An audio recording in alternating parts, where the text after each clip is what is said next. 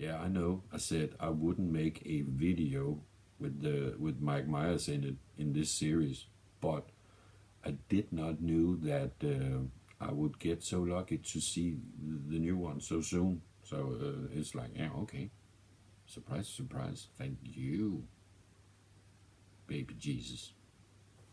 Now, wow!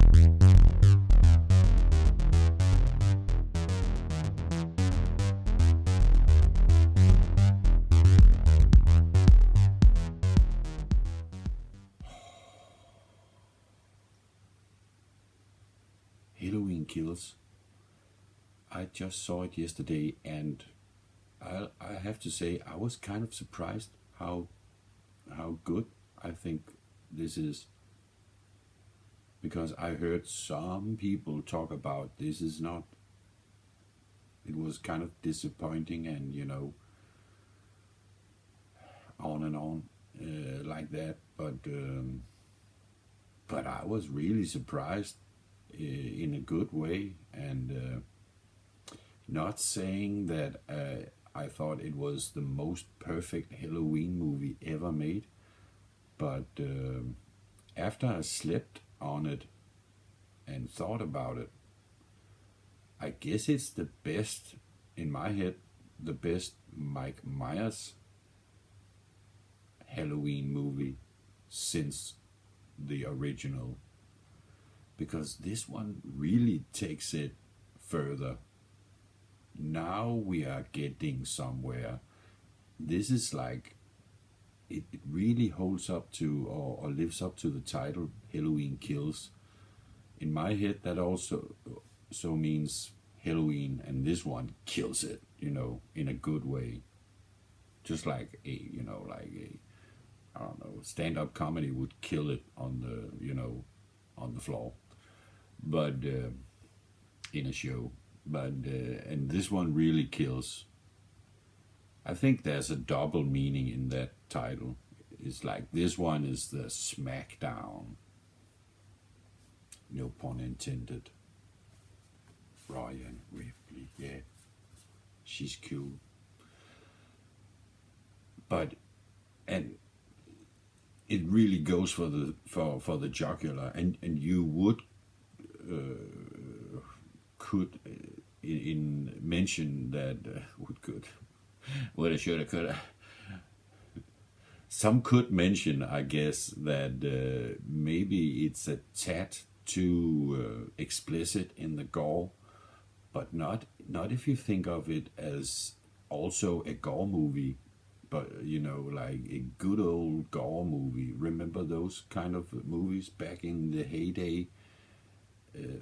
You know, Bad Taste.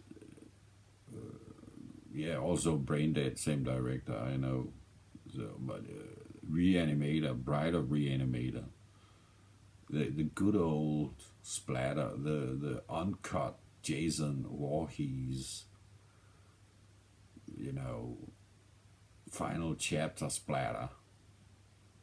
Those types of movies, the gore movies, and but this is much more than a gore movie, but it has the gore movie of a gore movie. I'm using the word gore movie in this one because it's so fitting, because it's gratuitive, or what do you call it? It's most of it is much more than they need to show you to get the point through. One of the scenes is like, it seems to they never quit torturing this poor teenage boy to death, and I'm not gonna spoil that death, but it also may have the best and most gruesome, and I'm quite sure of that, death scene in any Halloween movie of since the original, including this one really goes for it. And in my world, that's a big plus, a freaking big plus, because we are talking about a Halloween Mike Myers movie slasher. And to be frank, there's a reason why I always had Leatherface above Mike Myers, and even Pinhead,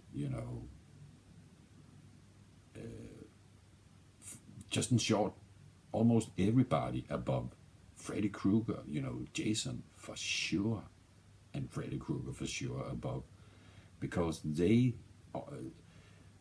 delivered many times in spades what a real gore fanboy hound needs, where Mike Myers was more like known for being, the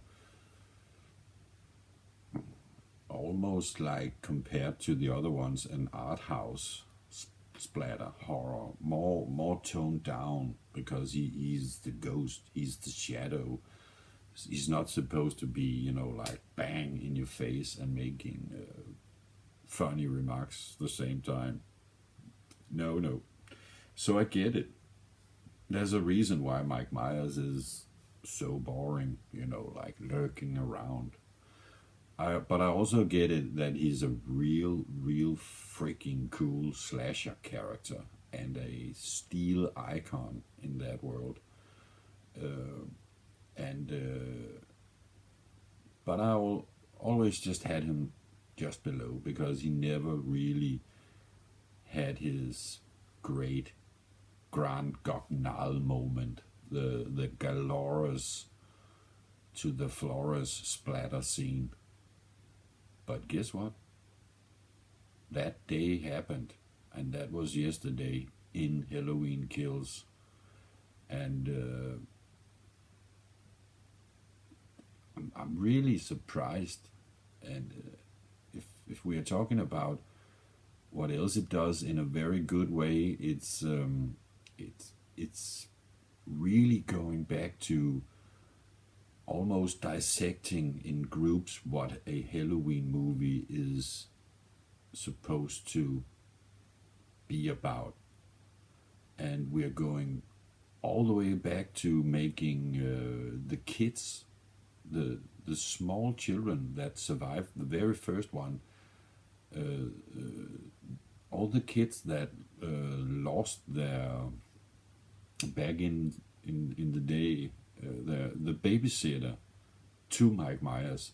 They are uniting in this one and making a group of vigilantes, tracking down, hunting down, and with the goal to kill him off. As they shout in this movie, "Evil dies tonight," or ends tonight. Can't remember, something like that, but it's pretty like, you're not confused about what this is about. It's like they've finally reached a point in the Halloween saga where there's no bullshit. It's like, okay, this is what it's about. We know if you really took everybody in the town and put them out on the street with guns and baseball bats, Mike Myers would be screwed. Am I right? And they just did it. Did it. They went and didn't done. And in this movie, even, I don't know, some kind of steel diamond cutting device. The bone saw, they use it in Army of the Dead. Also, the one with it's used to, normally they use it to cut a skyscraper in half, I guess. So it's a pretty decent saw to cut somebody up, with in the middle of the night. I'm gonna fucking saw you in half, boy. But yeah, some of the neighbors really brings the juice and the guns and the bats. And one of the neighbors who just, like, as I was trying to say, they really do that in this movie. They all just fucking jump out of the street, and it's like, where the hell is that son of a bitch? I'm gonna kill him off. Evil dies tonight. They're chanting like, evil dies tonight. Yeah, evil dies tonight. It's like the trick of derbs, but with evil dies tonight. Evil dies tonight. The trick of derb. Yeah, but you know what I mean. I took a derp. It really reminds you of the took a derp. Yeah. Some would, people that never saw the South Park, episode are thinking, what the fuck is they took a derp? But yeah. I'm just gonna leave it with that. It's like, you can Google it maybe if you're really interested. But yeah, these Michael Myers, he took their derb, and they're really going for it. And the main vigilante head bull is played by, I can't remember his name, so I'm just gonna explain it during Geek language. The weird science guy, the red-haired, the one from the main the starring role in Johnny Be Good. You know what I mean? Yeah, that guy. He's a grown ass man now. He's like maybe my age. I don't know. But and he looks a lot more rougher than he did in Weird Science. And he was in a lot of movies, a lot of 80s movie. But yeah, I remember him from the Weird Science and Johnny Be Good. But he was also in I think in Edward Scissorhands or something like that, a lot. And he turns up in this one playing Tommy, the Tommy that Jamie Lee Curtis was a babysitter to. So it's all the surviving kids from the original joining forces, being vigilante types, plus other types, a homo couple that lives in the Michael Myers house, the house where Michael stabbed his sister's titties, as the couple, the gay guy in the movie describes to other kids on the street in the middle of the night. That's real proper way to go, dude. Maybe you're not supposed to be a parent. Maybe that's a good thing. You're a weird queer guy living with somebody you're calling Big John, and he's calling you Little John, and you are wearing pink stockings and red boxer shorts, smoking weed, listening to Wolfman Jack Halloween tracks in the middle of the night, doing gay dance straight out of Silence of the Lambs. Talk the jock dance. But yeah, you got a lot of weird characters, and these guys are begging to be killed off. It's like, yeah, Michael Myers, you might want to kill those two faggots right now, if you please. Thank you. I'm just kidding. I'm hoping one day that somebody would take some of my can we call it jokes seriously, but it's all jokes. I'm joking, of course. I love the fact that we have two gay guys running around calling each other Big John and Little John. They do it a lot. At the end, it was kind of comic. He's like, Big John, Little John. Yeah, I'm right here, Big John. Wait, where? Little John? Big John? That was funny. And so yeah, they get it. They really get it. But a lot of people gets it in this one. Mike Myers is bashing brains in. It's like you never saw a Mike Myers like this. This is Mike Myers doing Jason Voorhees almost on crack. He's going for it in a sadistic way. Even when people are dead, if he's close enough and he have an extra second, he's turning the head around just for fun before he's going on. He's like, oh yeah, I could turn the head around.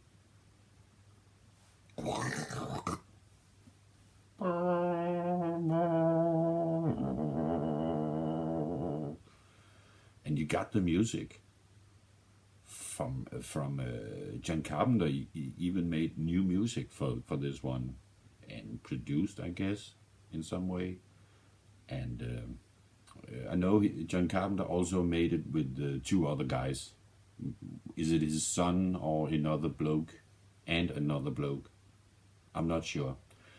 But the music is also, I would almost say, the best Halloween score music I ever heard, or at least since part 3, the Mike Myers, the one without Mike. That's my favorite score. And this one, the new one. But I would say what this also do in a perfect way is bending the rules. It's not going exactly the way we used to do, and it's like it keeps on going on. At the end, I was thinking, are we really doing this now? Are we really getting this? Because and that I will not spoil. I think it has a brilliant third act. The third act, and I can also see very clearly that somebody would think, oh, this is too much of a stretch, of a turn, of a twist.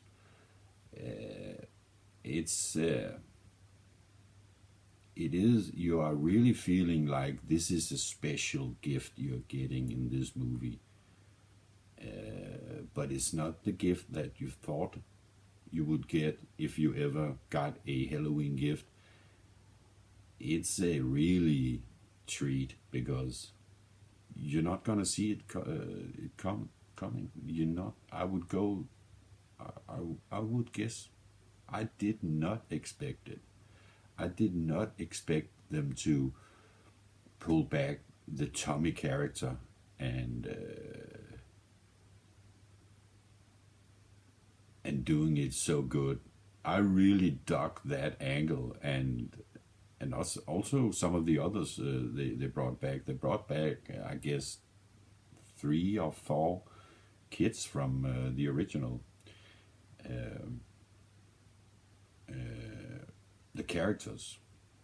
Some of them, maybe, I'm not even sure if some of them are played by the real actor, but 40 years older. I'm not sure. Not sure. I don't think Tommy is the same, but this weird science guy, he really plays it. I dug it. I really dug it. And it's bonkers. In some scenes, it's just like, that's also a very cool twist. I think the whole bonkers, it's undescribable how when it goes into red alert. I would almost call it in red alert mode. The music also becomes like a siren, like a signal, like a warning sign. That's the new part of the music, the new John Carpenter touch to his old score. You get a very rough guitar, so it's like, boom, wow, love it, boom, wow, you know what I mean, something like that. I know it didn't sound like a guitar, but imagine a Godzilla guitar. I'm calling it a Godzilla riff. So it's just like it feels like a celebration of the whole franchise, and especially of the Mike Myers character. It's and without their totally spoiling it and making it like they could never make another one. I guess there will be a sequel to this one. It really feels like it, but and is needed, I guess. But that will come in a year or two. I think. I hope so. And it smells like that would be called Halloween Ends or something like that. the final Halloween. I don't know what they're calling it, but it feels like that it's gonna end soon. And Jamie Lee Curtis is back, as you know. She's not in it too much. I guess they're saving her final battle blowout to the next one. This one is more like she's a side character, but still very relevant to the story. But yeah, there's some other twists to that one also. I'm not gonna spoil. So yeah, I dug it. I dig it. It's freaking awesome. It's got enough violence to fill up 2 or 3 Halloween movies if they were supposed to be splatters. This is going for the jugular. And the music is awesome. The directing was cool. The humor, there's a lot of jokes in it. And it's also have that old school feel, that that way of thinking. It's not being too smart in any way. It can cut from scenes where we have dialogue, maybe drama in it, to just like full on red alert, Jason Voorhees meets Jaws and on crack in Mandy colors, with like some of the same music from Mandy. Mandy meets Halloween. That's a good way to describe the new score, I guess. It's very Mandy-ish, but with the Halloween tone. Meow meow meow meow meow meow meow meow meow.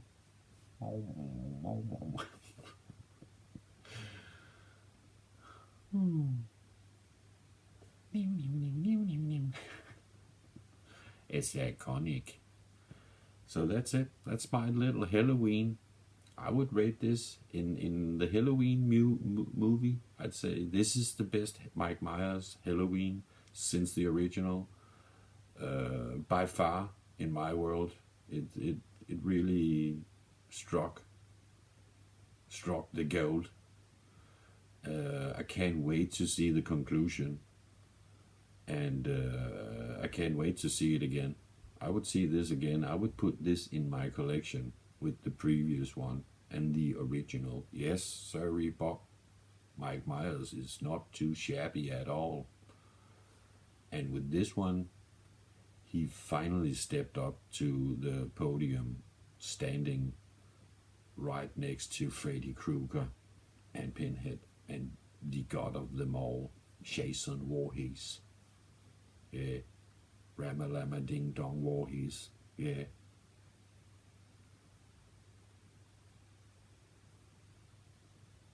So, without further ado, thank you very much, and thank you for watching. See you in the next Halloween video. See you next time. Bye now. Now, wow!